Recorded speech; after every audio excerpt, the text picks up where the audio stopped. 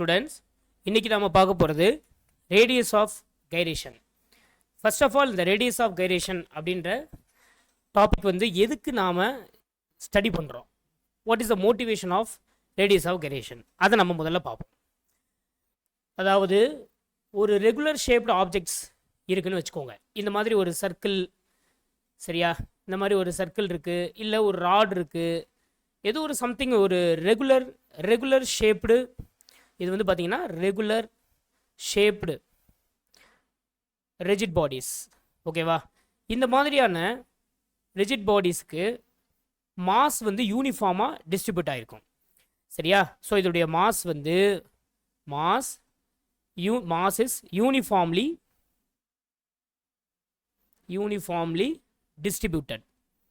Distributed. So இப்படி இருக்கக்கூடிய இந்த ரிஜிட் பாடிஸ்க்கு நம்ம மொமெண்ட் ஆஃப் இனர்ஷியாவை கால்குலேட் பண்ணணும் அப்படின்னா ஒரு ஆக்சிஸ் ஒன்று நம்மளுக்கு தேவைப்படும். ஸோ இப்போ இது வந்து ஒரு சென்ட்ரல் ஆக்சிஸ் அப்படின்னு வச்சுக்கோங்க. இது எந்த ஷேப்டு ஆப்ஜெக்ட்ஸ்க்கு வேணாலும் நம்ம பேசலாம். நான் வந்து ஒரு ஸ்பியர், இது நீங்கள் ஹாலோ ஸ்பியராக வச்சுக்கோங்க, இல்லை சாலிட் ஸ்பியராக வச்சுக்கோங்க, ஏதோ ஒன்று வச்சுக்கோங்க. பட் ஏதோ ஒரு ஷேப்டு ஆப்ஜெக்ட் வந்து ரெகுலர் ஷேப்டு ஆப்ஜெக்டாக இருக்கணும். அப்படிப்பட்ட ஆப்ஜெக்ட்டுக்கு இப்போ இந்த ஆக்சிஸை பேஸ் பண்ணி இந்த பாடி வந்து ரொட்டேட் ஆகுது அப்படின்னா அதோடைய ஆங்குலர் வெலாசிட்டி வந்து ஒமேகா. ஸோ ஒமேகா அப்படின்றதுல இது ரொட்டேட் ஆகிட்டே இருக்குது. ஸோ இதுக்கு வந்து மாஸ் வந்து யூனிஃபார்மாக டிஸ்ட்ரிபியூட் ஆகிருக்கும். இப்படிப்பட்ட ஒரு ரெகுலர் ஷேப்டு ரிஜிட் பாடிக்கு மொமெண்ட் ஆஃப் இனர்ஷியா நம்ம கால்குலேட் பண்ணுறோம் அப்படின்னா அதை நம்ம already I is equal to summation over summation MI RI square, that is I is equal to 1 to n. அதாவது I is equal to என்ன சொல்லலாம் நம்ம, சம்மேஷன் அப்படின்னா m1 r1 square plus m2 r2 square plus till எது வரைக்கும் plus mn rn square. இப்படி நாம் என்ன செஞ்சுக்கலாம் அப்படின்னு கேட்டிங்கன்னா மொமெண்ட் ஆஃப் இனர்ஷியா வந்து த ஹோல் ரிஜிட் பாடிக்கு நம்ம எழுதிடலாம். In general moment of inertia அப்படின்னா என்ன அர்த்தம்? Moment of inertia that is equal to mass into distance square. So இது வந்து நம்மளுக்கு மொமெண்ட் ஆஃப் இனர்ஷியா, ரைட்டுங்களா? இப்போ நம்மளுக்கு ஒரு இர்ரெகுலர் ஷேப்டு ஆப்ஜெக்ட் அப்படின்னு ஒன்று இருக்குன்னு வச்சுக்கோங்க. இப்போ நம்ம இர்ரெகுலர் ஷேப்டு ஆப்ஜெக்ட்ஸ் இந்த மாதிரி ஒரு ரிஜிட் பாடி ஒன்று இமேஜின் பண்ணுறீங்க அப்படின்னா இந்த மாதிரியான ரிஜிட் பாடிக்கு இதே மாதிரி மாஸ் வந்து யூனிஃபார்மாக டிஸ்ட்ரிபியூட் ஆகிருக்குமா அப்படின்னா இருக்காது, சரியா? அப்போ இதோடைய மொமெண்ட் ஆஃப் இனர்ஷியா எப்படி இருக்கும்? அப்போ இதுக்கு நம்மளுக்கு ஆக்சிஸ் ஆஃப் ரொட்டேஷன் எங்கே இருக்கும் அப்படின்னா இந்த மாதிரி சென்டரில் தான் இதோடைய ஆக்சிஸ் ஆஃப் ரொட்டேஷன் இருக்கணும் அப்படின்ற அவசியம் கிடையாது. சென்டரில் இருக்கலாம், இல்லை இந்த சைடில் மூவ் ஆகிருக்கலாம், இல்லை லெஃப்ட் சைடில் மூவ் ஆகிருக்கலாம், இல்லை இந்த கார்னரில் கூட இருக்கலாம், இல்லைனா ஈவன் நம்மளுக்கு இந்த ஆக்சிஸ் ஆஃப் ரொட்டேஷன் வெளியே கூட இருக்கலாம். இப்போ நான் உங்களுக்கு வெளியே கூட இருக்கிற மாதிரி இமேஜின் பண்ணி சொல்லித்தரேன். இப்போ இதுதான் ஆக்சிஸ் ஆஃப் ரொட்டேஷன் ஏபி, சரியா? Axis of rotation AB. இப்போ இந்த ஆக்சிஸ் ஆஃப் ரொட்டேஷனை பேஸ் பண்ணி தான் நம்மளுக்கு இந்த ரிஜிட் பாடி வந்து ரொட்டேட் ஆக போகுது அப்படின்னு வச்சுக்குவோம், இமேஜின் பண்ணிக்குவோம். இந்த மாதிரியான இர்ரெகுலர் ஷேப்டு ஆப்ஜெக்ட்ஸாக இருந்துச்சு அப்படின்னா இதுக்கு நம்மளுக்கு மொமெண்ட் ஆஃப் இனர்ஷியா எப்படி எழுதலாம்? ஏன்னா நம்ம மொமெண்ட் ஆஃப் இனர்ஷியான்னு ஒன்று நம்ம எழுதணும்னா தான் அந்த ஆப்ஜெக்டுடைய ரொட்டேஷனல் மோஷனை நம்ம ஸ்டடி பண்ண முடியும், சரியா?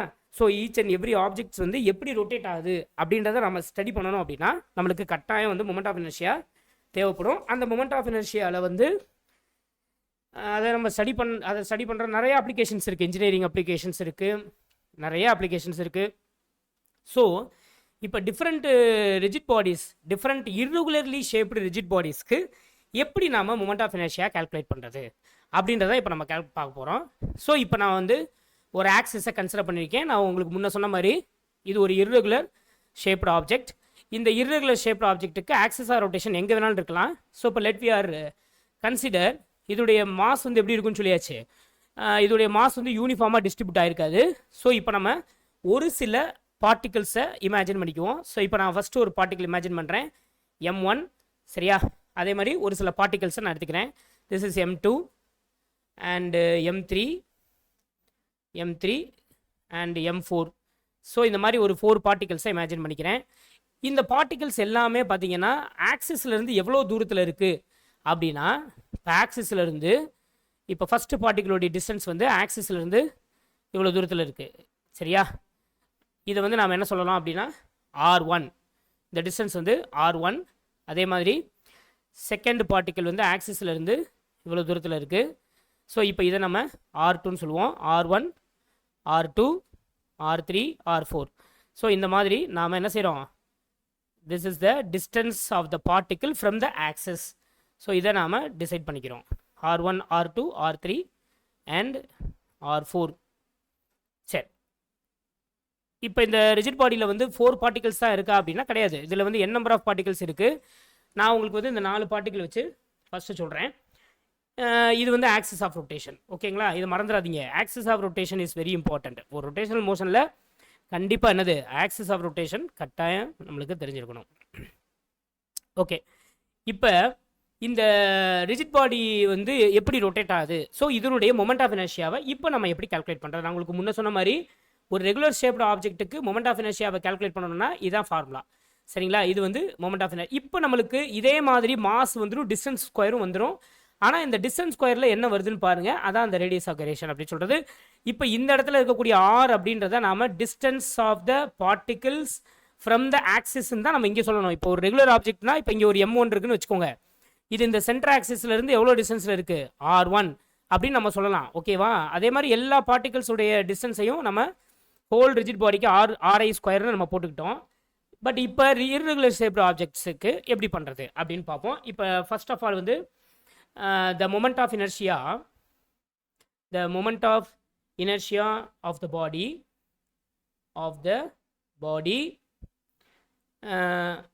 about the axis AB is, இப்போ நம்ம மொமெண்ட் ஆஃப் இனர்ஷியாவை எழுத போகிறோம். எப்படி எழுத போகிறோம், moment of inertia already moment of inertia நம்மளுக்கு தெரியும், I is equal to mass into distance square. So moment of inertia வந்து ஒவ்வொரு பார்ட்டிகளுக்கு எப்படி எழுதலாம் அப்படின்னா M1 R1 square plus M2 R2 square plus till எது வரைக்கும் அப்படின்னா, இப்போ ஒரு வேளை suppose n number of particles இருந்துச்சுன்னா Mn Rn ஸ்கொயர் வரைக்கும் நம்ம எழுதிடலாம். This is equation number 1. And என்ன செய்ய போகிறோம்னா, if all the point masses, if all the mass of the particles are same, so M1 is equal to M2 is equal to M3 is equal to till எது வரைக்கும் அப்படின்னா Mn வரைக்குமே நம்மளுக்கு வந்து Mன்னு வச்சுக்குவோம். அப்போ மொமெண்ட் ஆஃப் இனர்ஷியா எப்படி எழுதலாம், நம்ம MR1 square plus MR2 square plus till எது வரைக்கும் MRn ஸ்கொயர், இது வரைக்கும் நம்ம எழுதிக்கலாம். இப்போ இதில் வந்து நம்மளுக்கு காமனாக இருக்கிற டேர்ம் வந்து M, அதை வெளியில் எடுத்துட்டோம்னா R1 square plus R2 square plus till எது வரைக்கும் Rn ஸ்கொயர், இது வரைக்கும் நம்ம எழுதிக்கலாம். இப்போ நான் என்ன பண்ண போகிறேன்னா, திஸ் இஸ் ஈக்குவேஷன் நம்பர் 2. இப்போ இந்த ஈக்குவேஷன் நம்பர் 2ல் ஒரு எண்ணை மல்டிபிள் பண்ணி டிவைட் பண்ண போகிறேன். அதாவது n இன்டூ M ஒரு எண்ணை மல்டிபிள் பண்ணிட்டேன். At the same time R1 square plus R2 square plus till Rn square the whole divided by n. ஒரு எண்ணை மல்டிபிள் பண்ணி எண்ணை டிவைட் பண்ணிட்டேன். ஏன் அப்படி பண்ணியிருக்கேன் அப்படின்னு கேட்டிங்கன்னா, இதில் n நம்பர் ஆஃப் பார்ட்டிகல்ஸை பற்றி பேசுகிறோம் இல்லையா, n நம்பர் ஆஃப் பார்ட்டிகல்ஸ் அப்படின்றத நம்ம அதுக்காக நம்ம இந்த மாதிரி சொல்லியிருக்கோம். சரி, okay, this is equation number 3ன்னு வச்சுக்குவோம். இப்படி என்ன மல்டிபிள் பண்ணி டிவைட் பண்ணுறதுனால நம்மளுக்கு வேல்யூஸ்லாம் ஒன்றும் மாறாது, சேஞ்ச் ஆகாது. சரி, இப்போ நான் இங்கே என்ன சொல்ல போகிறேன் அப்படின்னா, where capital M is equal to இந்த NMன்றதை வச்சுக்கலாம். அதாவது n number of smaller mass வந்து the whole total mass of the body அப்படின்னு கூட நம்ம சொல்லிக்கலாம். ஸோ அப்போ total mass of the body அப்படின்னு நாம் இதை சொல்லிடலாம். ஓகே, இப்போ நம்ம இதை ரீப்ளேஸ் பண்ணுவோமா? அப்போ ரீப்ளேஸ் பண்ணும் பொழுது நம்மளுக்கு இந்த இடத்துல என்ன வந்துடும்னா I is equal to capital M வந்துடும். கேபிட்டல் எம்மோட நம்மளுக்கு என்ன வந்துடும் அப்படின்னு கேட்டிங்கன்னா, இந்த R1 square plus R2 square plus till இது வரைக்கும் Rn square divided by n இப்படி வந்துடும். இப்போ இதுலேயும் நான் அடுத்து என்ன செய்ய போகிறேன் அப்படின்னா, here R1 square is plus R2 square till Rn square இருக்கு இல்லையா, டிவைடட் பை n. இந்த வேல்யூவை நான் வந்து கேன்னு வச்சுக்கிறேன், கே ஸ்கொயர்னு வச்சுக்கிறேன். அப்போ இதை வந்து நம்ம எப்படி மேலே ரீப்ளேஸ் பண்ணலாம் அப்படின்னா, therefore equation 4 can be written as I is equal to mk square. So இந்த மாதிரி நாம் என்ன செஞ்சுக்கலாம், ஃபார்முலாவை எழுதிக்கலாம். அப்போ இந்த k அப்படின்றது என்ன அப்படின்னா, where k is the radius of gyration radius of gyration about the axis AB, radius of gyration about the axis AB. So இப்போ இந்த கே ஸ்கொயர்னு போட்டிருக்கேன் பார்த்தீங்களா, இதை நம்ம டிஸ்டன்ஸ் ஸ்கொயர்னு வச்சுக்கலாம். வச்சுட்டோம்னா நம்மளுக்கு இதோட எஸ்ஐ யூனிட் வந்து சேஞ்ச் ஆகாது. இப்போ நீங்கள் இங்கே பாருங்கள், நம்மளுக்கு ரெகுலர் ஷேப்டு ஆப்ஜெக்ட்ஸ்க்கு வந்து மொமெண்ட் ஆஃப் இனர்ஷியா வந்து mass into distance square.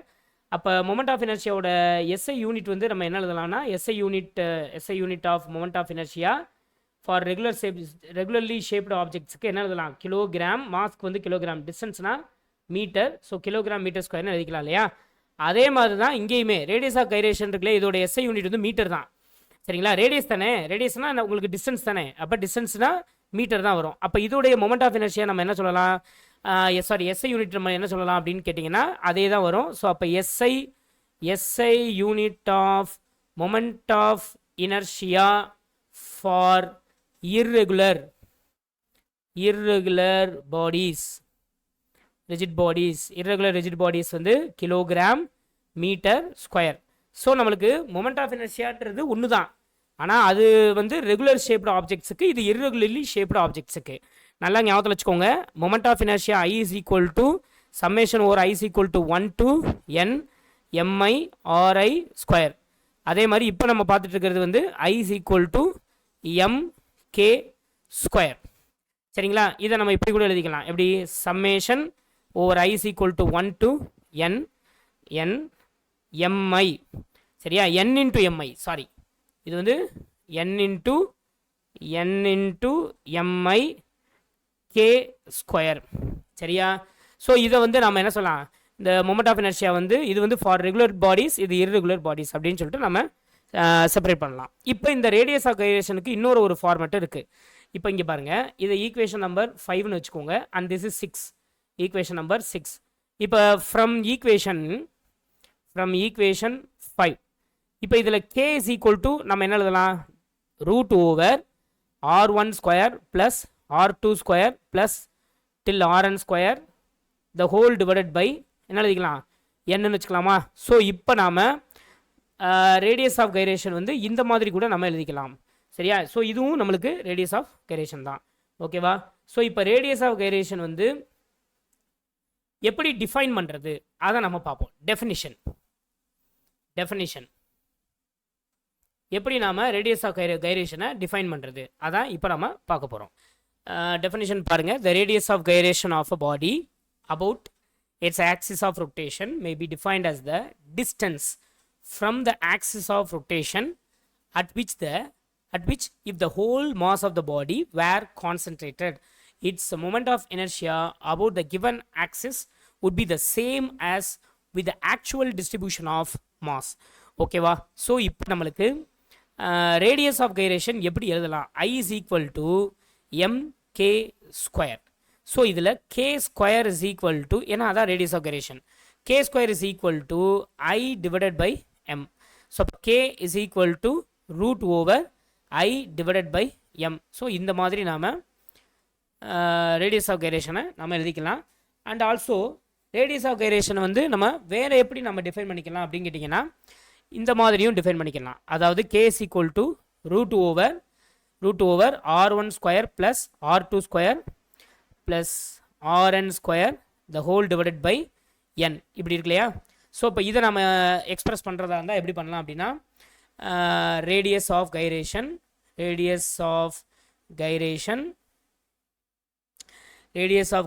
Of a body about an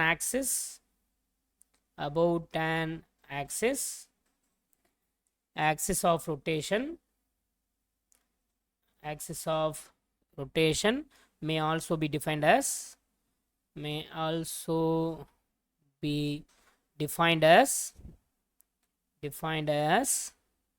the root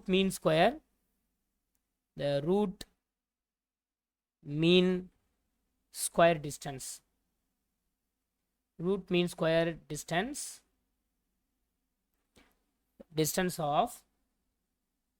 of its particles from the axis of rotation, rotation. ஓகேவா? ஸோ இதோட அப்ளிகேஷன்ஸ் வந்து நான் உங்களுக்கு அடுத்தடுத்த வீடியோ பார்ட்டில் நான் போடுறேன். இந்த ரேடியஸ் ஆஃப் கைரேஷன் இருக்கு இல்லையா, இது வந்து ஒரு ஆப்ஜெக்டில் யாரை டிபெண்ட் பண்ணியிருக்கு. ஸோ அதை நம்ம சொல்லிடணும். Factors on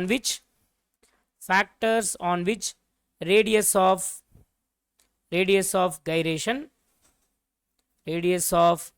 of a body depends. Number one, position and direction of the axis. Position and direction of the axis of rotation. So நம்மளுக்கு இந்த ரேடியஸ் ஆஃப் கைரேஷன் வந்து முக்கியமாக position and direction of the axis of ரொட்டேஷனாக depend பண்ணி இருக்கு. Number 2 வந்து என்னன்னா distribution of mass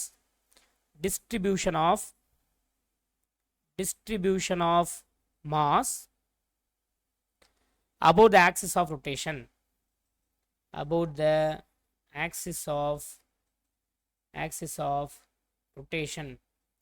so நம்மளுக்கு இதை டிபெண்ட் பண்ணி தான் இந்த ரேடியஸ் ஆஃப் கைரேஷன் அப்படின்ற ஒன்று இருக்குது. ஓகேவா? Thank you students. அடுத்த நெக்ஸ்ட் வீடியோ பார்ட்டில் உங்களுக்கு இதோட related theorems, parallel axis theorem and perpendicular axis theorem நம்ம பார்ப்போம். தேங்க்யூ.